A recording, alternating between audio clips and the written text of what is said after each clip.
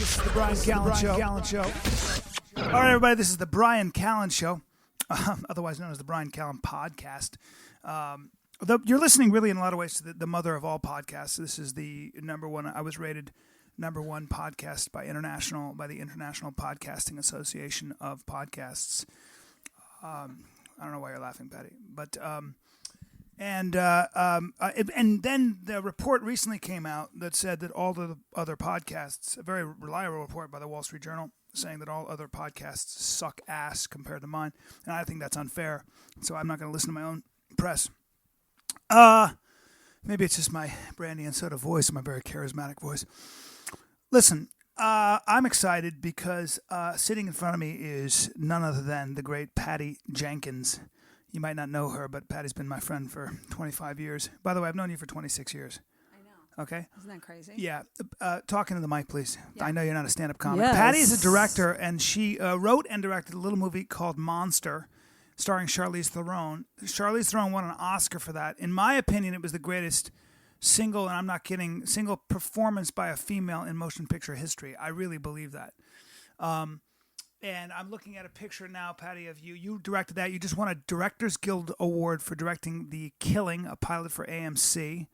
And you've been doing all this while holding down a family, which is pretty amazing. But you're a very intense person. Thank you. You're welcome. I know you're writing a bunch of things, and I'm glad I got you on the podcast. I'm looking at a picture right now of you staring at Charlize Theron while she's naked, posing, that Richard Avedon took. Yeah. What was that in? What magazine? The New Yorker. You've been in The New Yorker? That's incredible! That's fucking incredible! The hilarious thing was that the only thing that really mattered about that movie, any success that movie was going to have, was that I get in the New Yorker and I'd be on Charlie Rose. Because as far as my family was concerned, I was like the superstar of all times. If either of those things happened, I was the most famous person in the history of the world. That's exactly right. Because that's all they care about. Yeah, but that's a pretty big accomplishment, because the one thing that you've done is, a lot of people put up a lot of work. They throw a bunch of stuff up on a wall and hope something sticks.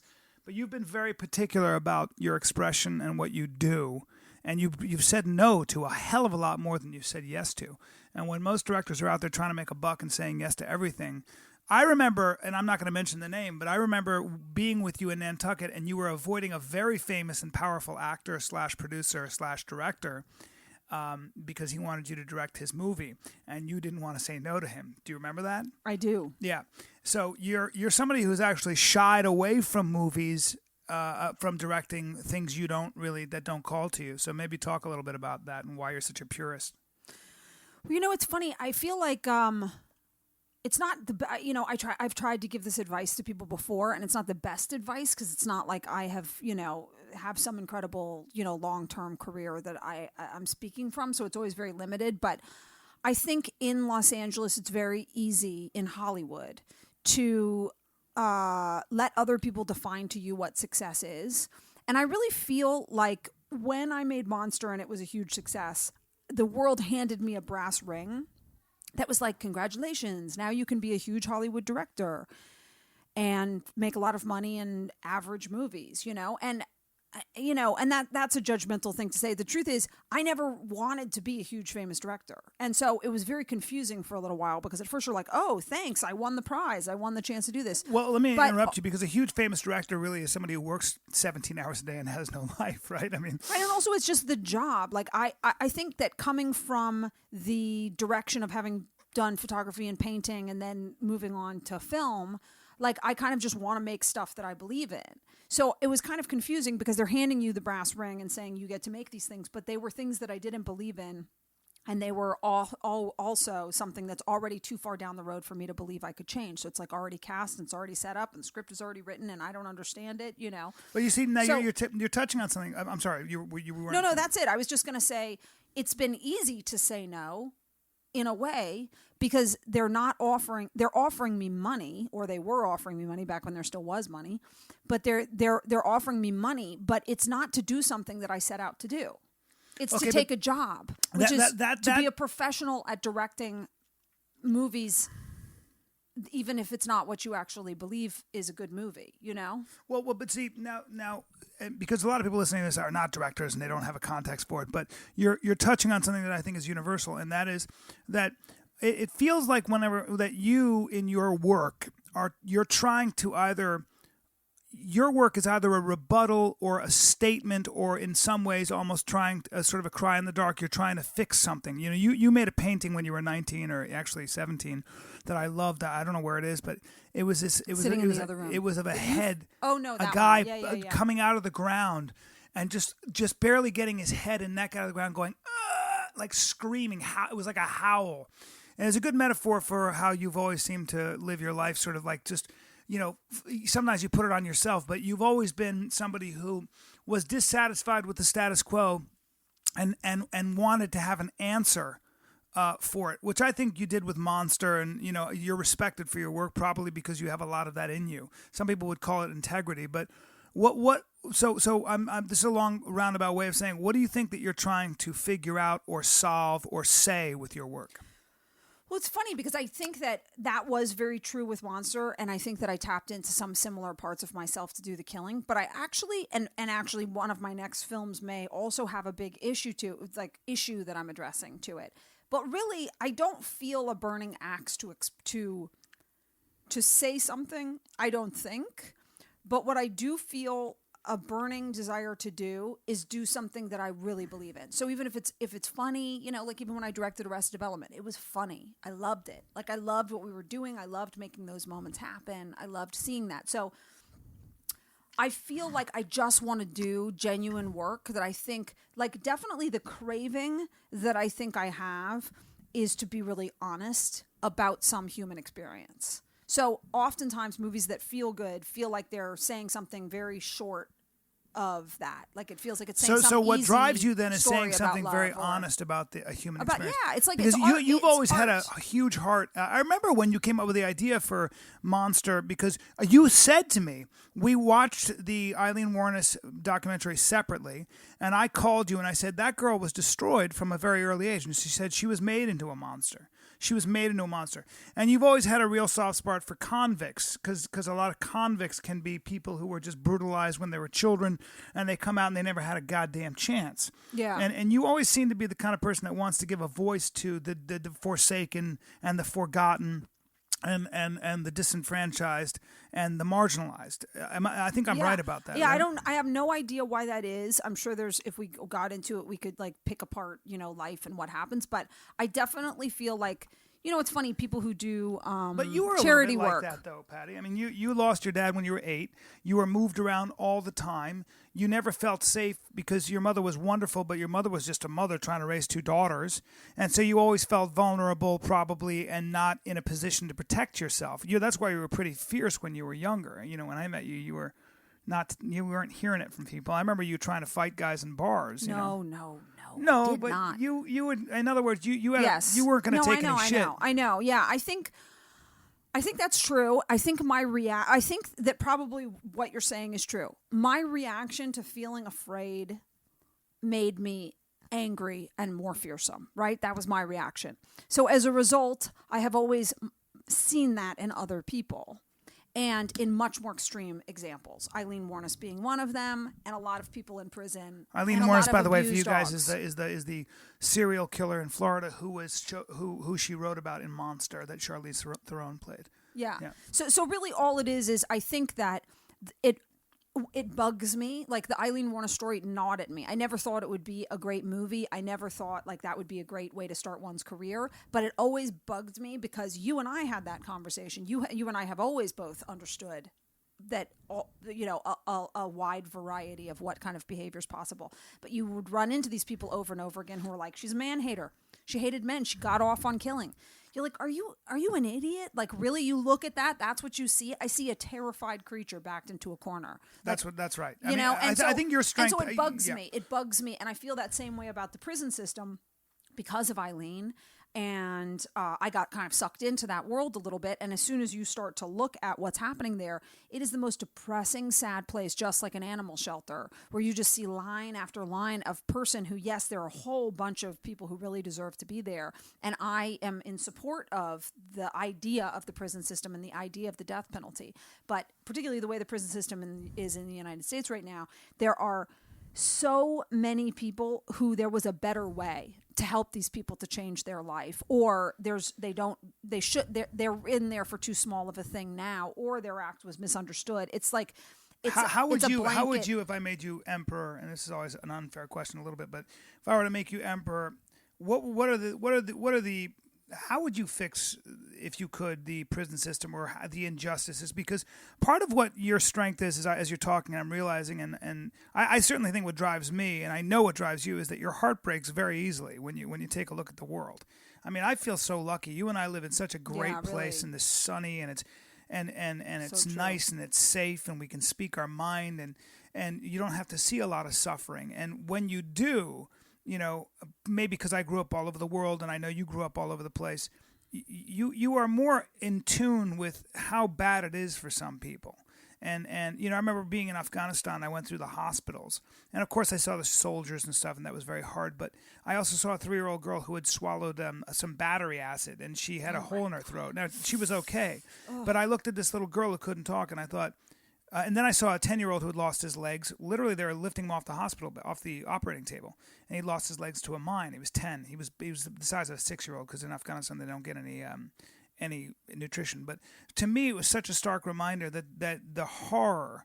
The life can be so horrifying and heartbreaking, and most of us don't live in those spaces, right. Thank God. But a lot of the world does. Yeah. And so I know certainly what drives me, or at least what I care about, is I don't have the ability necessarily to tell stories that are going to break your heart, but what I do have the ability to do is to be responsible to the opportunities I've been given, white male living in America. So I better be talking to people. I better be doing my part. When my part's probably just to be a jackass and be a silly goose, but your part is to tell stories that hopefully move people to laugh and cry and change their minds.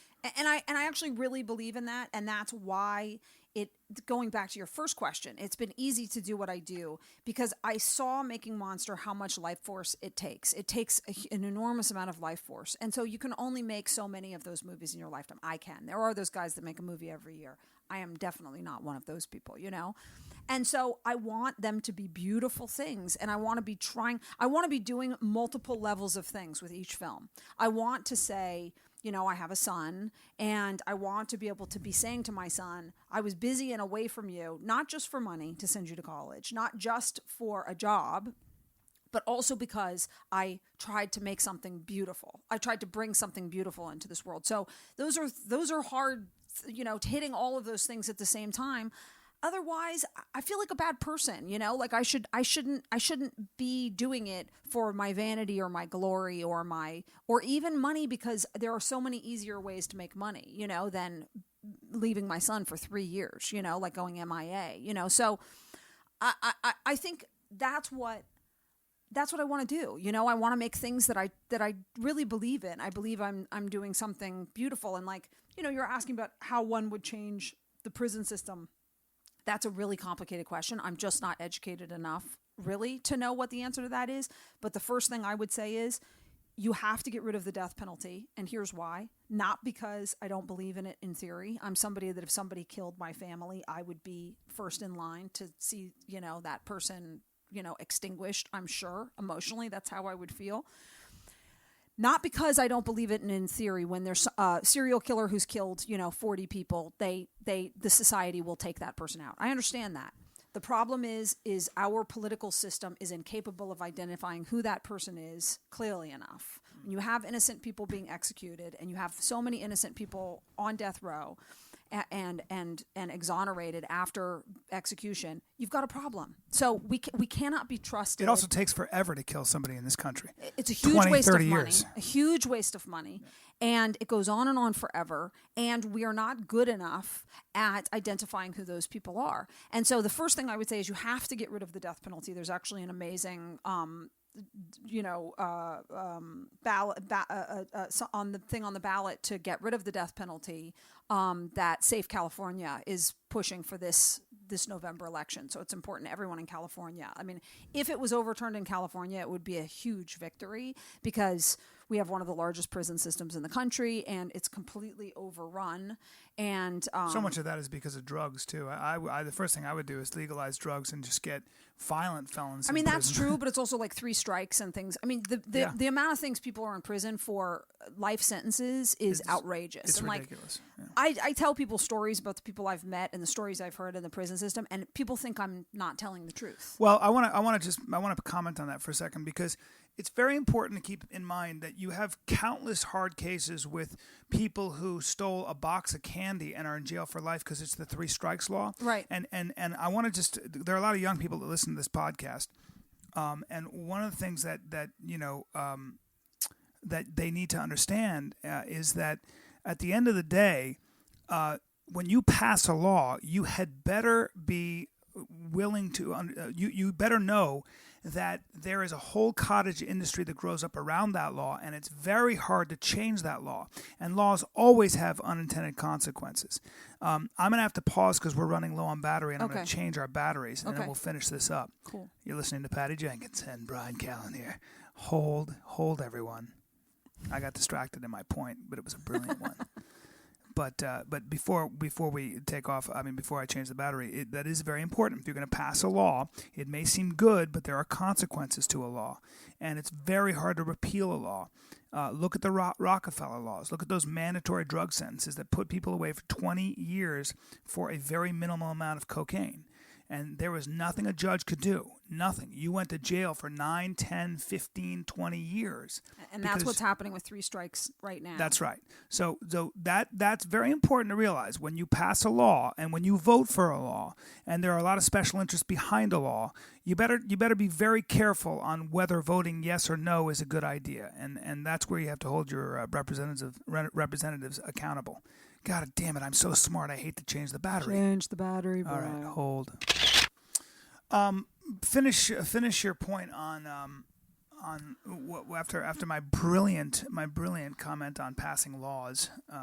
I was only going to say a continuation of that point, which is no mandatory sentencing. You cannot do mandatory sentencing if you do not have money for a private lawyer. Public defenders are so completely overburdened right now. I just saw somebody who had 300 cases in one. It's like you can't.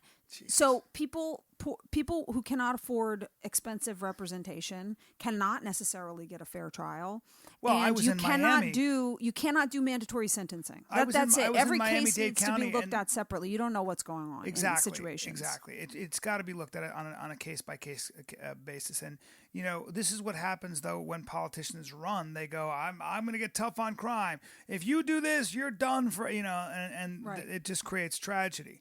But in Miami-Dade County, I went there, and there were guys sitting in Miami-Dade County Jail, which is a terrible jail, for over a year, sometimes 2 years before their case came up. 3 years. In Florida, the person that I met that we ended up actually really realizing was innocent in Florida jail had been there for 3 years without a trial. There you go. Without a trial. Sitting in a jail. So what does that tell you? There's a lot of problems. There always is going to be with a huge, massive. But anyway, back to the stories you want to tell. It seems that there's a lot to talk about, and there's a lot to. Hold on one second. This is her son. Asa, hold on 1 second. Asa, hold on. We're doing a podcast, but we're almost done. Okay? Yeah, but you have to be quiet. Can you be quiet? Okay. This is Patty's wonderful little boy, who's 3 years old, and I love him. You're so cute. You're a woman, duh. You're a woman. Do you believe in advice? Do you have any advice for young filmmakers, young women want to get in the business? It doesn't really mean anything. I hate asking that question. No, the only advice I have for women is 2 opposing pieces of information, hilariously. One is forget that you're a woman. Don't think about it. Don't talk about it. Don't worry about it. In my experience, yes. No. After you're done with this, can I have it? Hold on, I said this is very important. Is leadership is leadership. There's a reason that there have been female leaders of countries, not in this country, but there's Margaret Thatcher, and there have been people who do it. Leadership is a skill of its own, and if you forget that and are a good leader, people will follow, And so I think that if you're projecting into any situation that you're going to be treated differently because you're a woman, then you're already handicapping yourself with that projection. They do treat you differently, but there are pros and cons. So that's the first thing I would say. I think there are things that are much easier for me as a woman director than for a man director.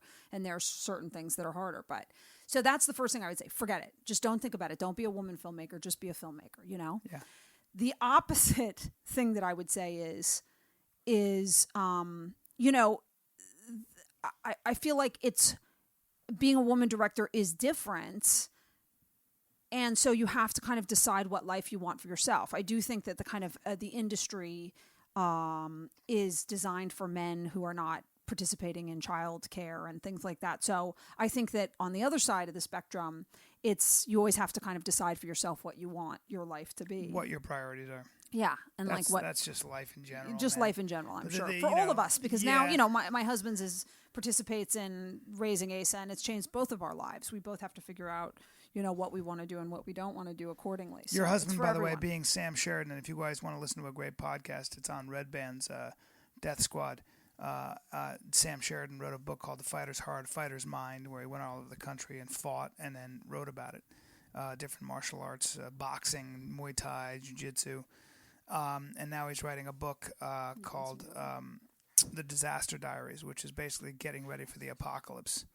And I can't wait. It's come out. I just saw that. It's awesome. It's coming out soon. Yeah, coming out this fall. Yeah. We'll have him back on the podcast as well. Patty, anything else you want to talk about on the Mother of All podcasts? What about religion? I'm always confused about it. How are you going to raise your son? I mean, I'm just not religious. Yeah. Yeah, go ahead, say something. Oh, is that what you have to say, Asa? That's Asa. He's just saying, Yeah, he's so cute. Yes. Yeah, you can sit there. But let mommy answer this question. How am I going to raise Asa? I mean, I don't believe in one particular religion. I sort of have my own religion, so I'll just raise him. Okay, but we're doing... And what? And I like jumping around. Well, I like jumping around. That's my religion That's right true. there. So I think I'll just... It's going to be tricky because already those questions have started. I know. I don't know how to answer them either. I'm just not very religious, man. But I feel like, I don't know. What's the difference? Like religious people answer what they believe. I'm just kind of going to answer what I believe. Well, you raise your child to be a moral, ethical human being that puts other people's interests and well-being at a priority, right? Yeah. And then I think... And I'm sort of strangely very religious, but I just don't... It's just not one particular religion. But you believe in God. I believe in the Tao, really. You know what I mean? I believe like there is a force to the universe. There seems to be some sort of force to the universe to me. I don't know that it's human or man or anything like man. Yeah. I actually think it's light based from I read about near-death experiences. Well, because you worked with a lot of cancer patients. I mean, yeah. You said to me, you directed that thing with, who were the actresses involved? With, it was 5. Yeah, on Jennifer breast cancer. Aniston, Demi Moore, Alicia Keys, and Penelope Spheris. Did you get to know all those women? Yeah. You had good things to say about all of them. All of them, yeah. You really liked Demi Moore, too. Demi was a friend of mine before that a little bit anyway. And her mother died of breast cancer, I think, right? I don't know if it was breast cancer, no. But I couldn't like her more. She's one of the coolest, smartest, kindest, truly thoughtful people, really. Like, she really is. She's one of those people who's so very different than the public perception of her. Like, she's such a gentle, genuine person. Yeah. Well, you said to me, now that you've talked to so many people who have been dying and have died on the operating table, that you're not really afraid of death anymore. I'm not. I'm afraid of the effect that would have on my son. I'm afraid of missing my family and all of those things that one would feel. But I totally, if you look into near-death experience, across the board since Greek and Roman times, you'll see people report something super similar. They just did an amazing study that they wrote about in the New York Times, saying that they had an opportunity to do a study on near-death experience because there were these people who were going to get this heart surgery where they literally had to drain all the blood from the person's body and shut down their heart. Jesus. And freeze them. And they knew they had to do it, and they knew there was a chance the person wouldn't come back, but they took the opportunity to do a test, and they wanted to prove brain death. They wanted to prove that the series of events is brain death. And New York Times, 2 months ago, did the article. What they proved was the exact opposite.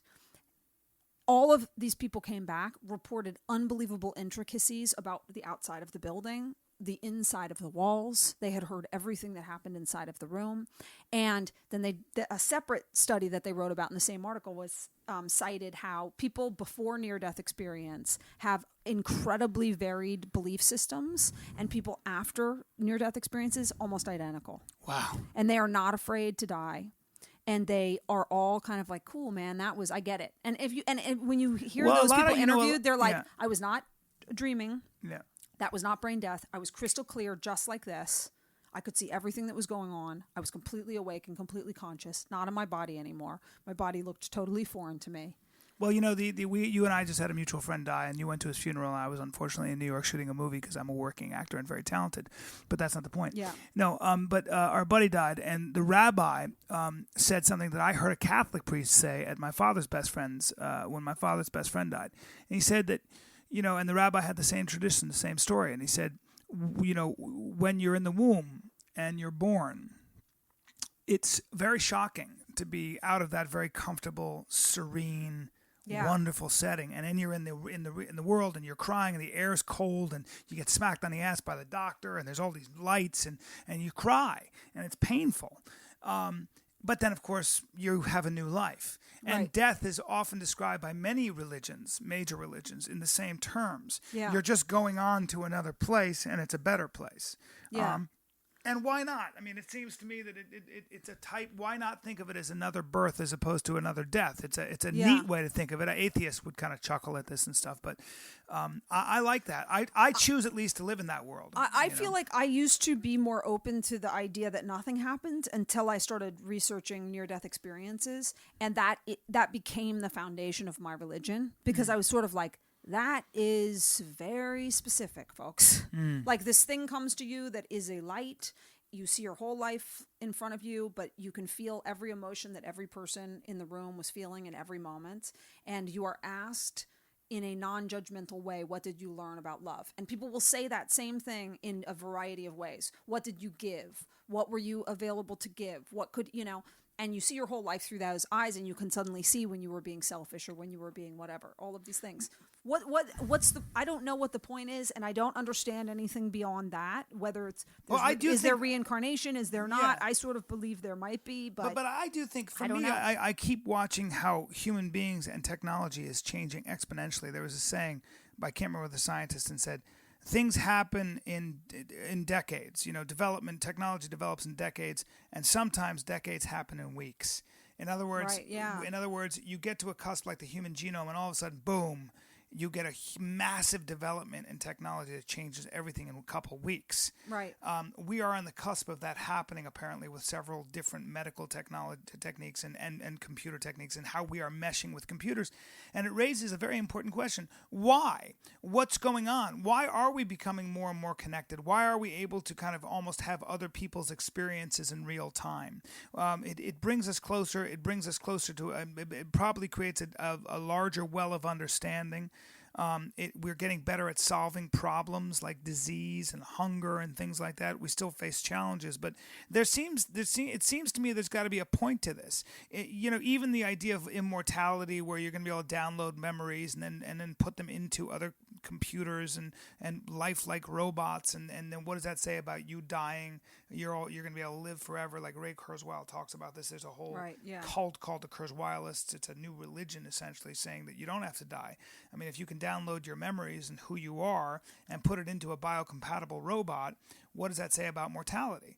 It really raises very important questions. I mean, and when you can download information into your brain and have access to all the information instantaneously, like Google, which is what we're going to have with lifelike robots or even human beings that are meshed with biocompatible computers, it really does raise a number of questions, because the entire paradigm by which we live is thrown into question.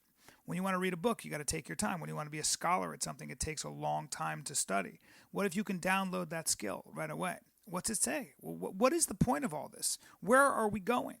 And I don't know the answer to that, but I have to believe in my small mind that there's a reason, there's a point, there's a point to this connectivity, this notion that we are being drawn together under a single umbrella of understanding. Well, and you know what? My favorite thing to think about within that same umbrella is, what is the definition truly of life and consciousness? Because more and more, like, I really genuinely challenge the idea of what life is and consciousness is, because I'm fascinated by plants moving towards light, and you move the light.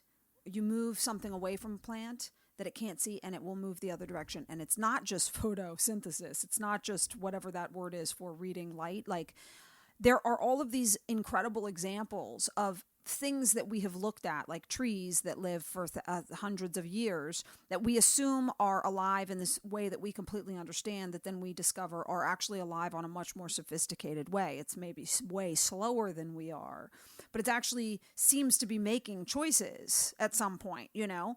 And so do you have an example of that? Or?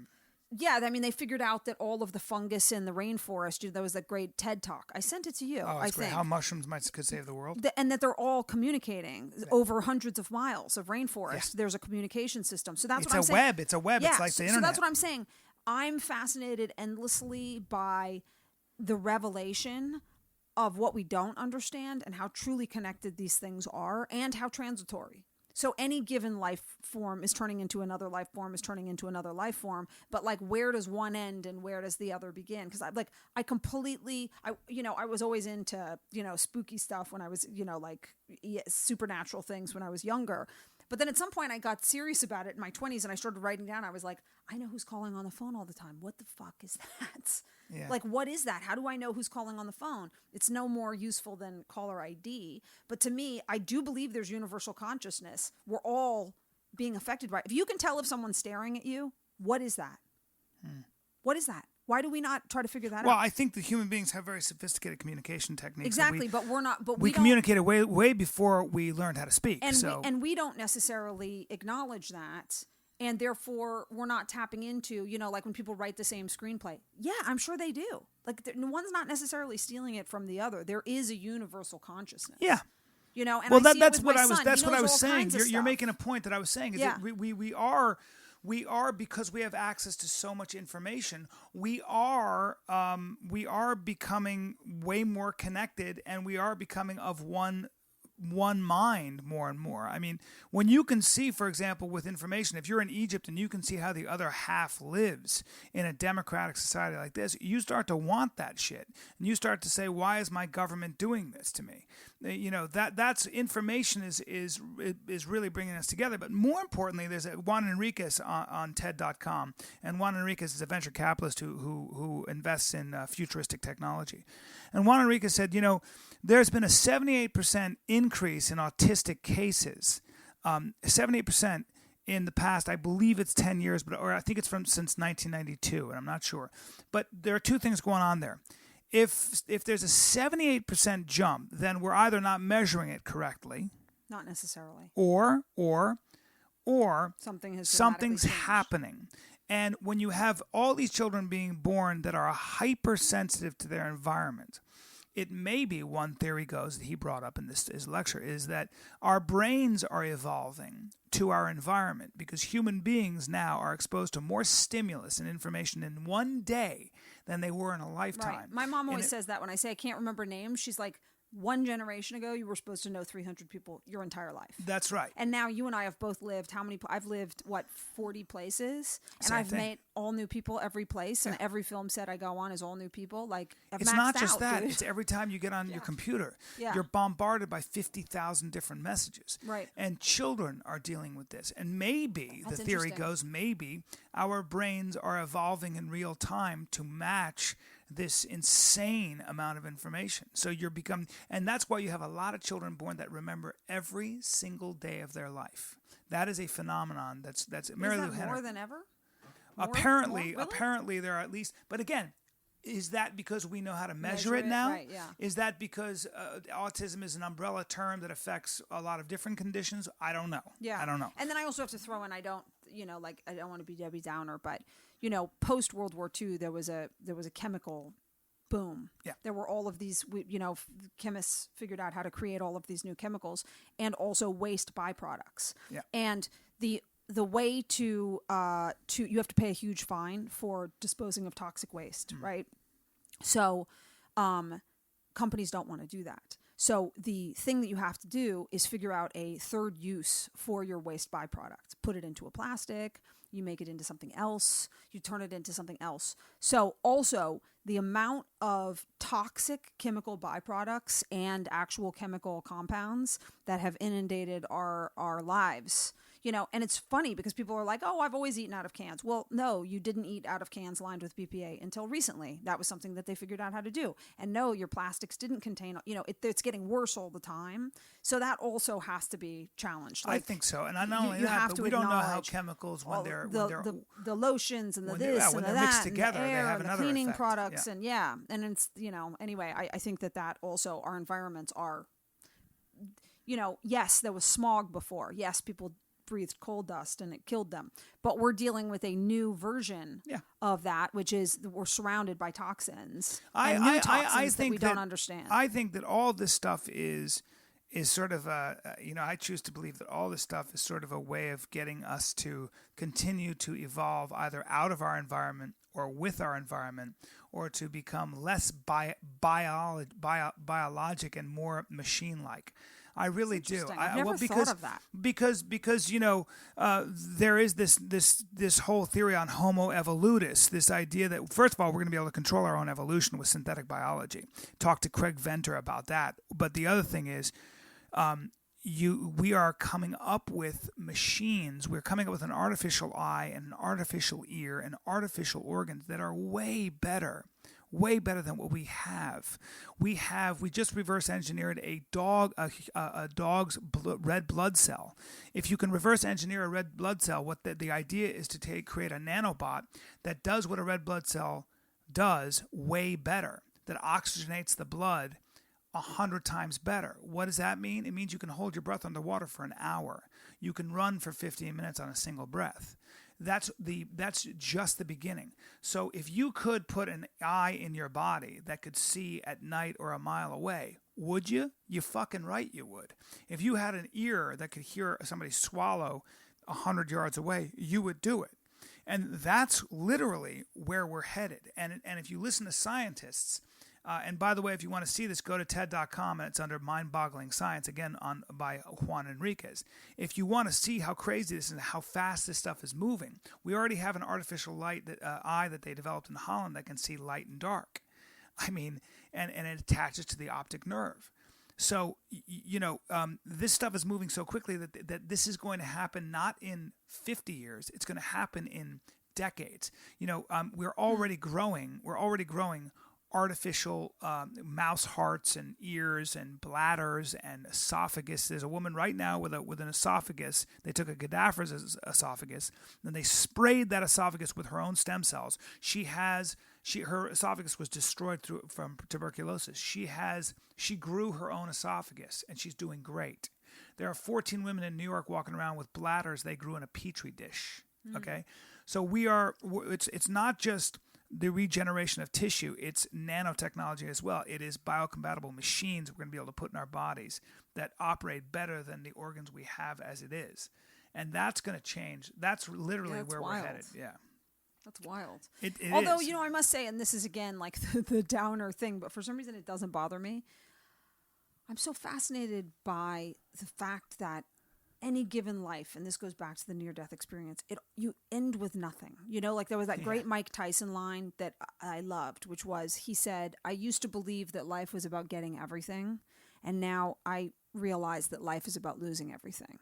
And I'm always fascinated by the fact that there are elderly people around us who die with everything having been stripped from them every day, and yet we refuse to look at, obviously, that's the lesson.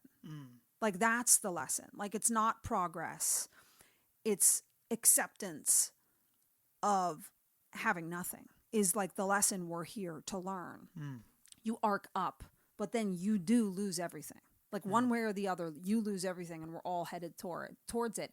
And it's not a downer to me, because I do, as I said, believe that there is something beautiful on the other side. But I really do, like, there's something about, like, oh man, there's this great show called Wonders of the Universe, where this British program where they talk about the cosmos and planets, and, you know, it's kind of a modern, updated cosmos. And there was this great episode about entropy, and it just basically, it's a fact that the sun will die and destroy all of this. You know, it will. That's a fact. That's going to happen. Yeah. Like, and the universe, they believe factually, and I don't know enough about it to prove what it is. I do. Kidding. There will be cold death, I think it's called, where everything will become, it's entropy. Everything will ultimately become the same. Like, you can try to fix this as many times as you want. It will end up going to dust eventually. And at some point, the entire universe, the whole solar system, everything, the impermanence, will everything equalize, has an impermanence because it's to all one big chemical reaction that's reacting, and like we see with our own chemistry, eventually that settles. But isn't that what every equilibrium. Religion has always said? Whether it's yeah, Buddhism, so that's what I'm saying. Christianity, That's the message I'm fascinated with. Like, what's that about? That seems to me, at least for me, what that's about is don't get too attached to anything on this planet and in this dimension. It's all transitory, and it's all equal, and it's all the same, and it's all. But isn't fame that way? You and I live around fame all the time, and we watch famous people. We know very famous people. Fame, man, if you don't keep that going, you don't keep feeding that beast, in 3 years, everybody forgets who you are. Ask a 22-year-old who Paul Newman is. And they'll be like, I think I've heard of him. I'm not sure. It's amazing. So it's fleeting. Everything that you kind of strive for. Status, reputation, wealth, health, vitality, all those things seem to go away. Yeah, and that's all the more reason I think that I have really tried to struggle against the temptation towards fame. Not, I'm not immune to all the same glory that everybody else is, but towards knowing that one day none of that shit's going to matter. Like, having done things that you believe in is going to be what matters. All that other stuff is going to mean nothing in not too long.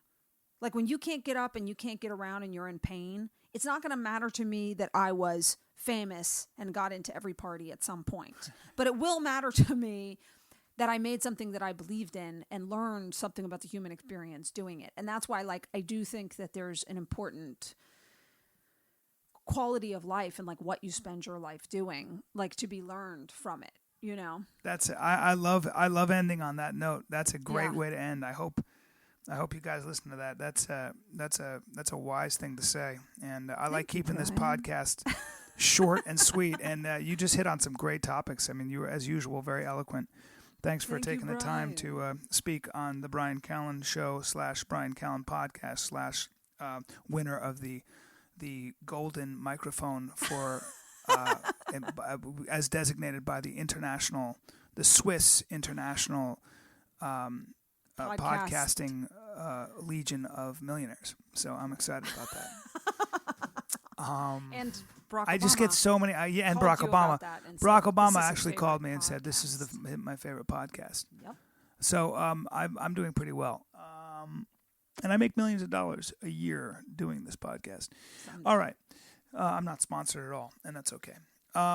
Guys, thanks once again for listening to the Bryan Callen Show. I hope you learned something. Patty Jenkins, the great Patty Jenkins, thank you so much. All right. And you're an inspiration to us all. She's easy on the eyes, by the way. You might want to check her out. She's like the best-looking director in Hollywood. Oh, that's not even true. That's actually true. All right. Bye-bye, everybody. God bless.